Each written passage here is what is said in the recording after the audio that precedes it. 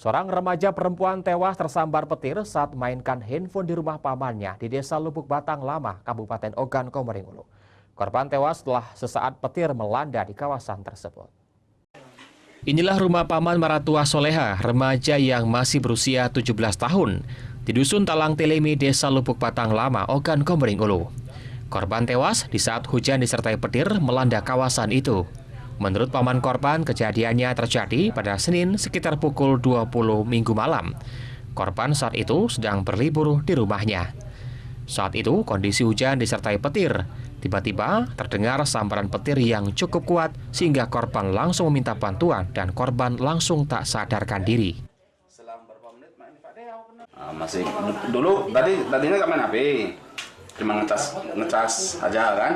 Setelah ini ngambil kursi inilah, kursi ini dulu tadinya di luar, ngambil kursi, baru duduk di sini. Begitu petir petir nyambar, aku nyangka dia udah kena pak, dia nyangka dia udah kena. Selang berapa menit, dia ngantau aku posisi di sana, dia ngantau.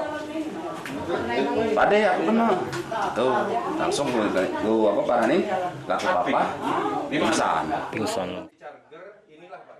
Polisi mendatangi lokasi dan melakukan olah kejadian tempat perkara. Hasil dari penyelidikan ditemukan tangan sebelah kanan korban membiru, diduga akibat sambaran petir dari aliran listrik yang menjalar ke tubuh korban melalui tangannya. Laporan bahwasanya ada warga yang tersambar petir di Dusun 7, Desa Lubuk Batang Lama, yang mengalami luka akibat petir dan meninggal dunia setelah kejadian tersambar petir akibat diduga yang bersangkutan memainkan HP pada saat sebelum terjadinya petir itu.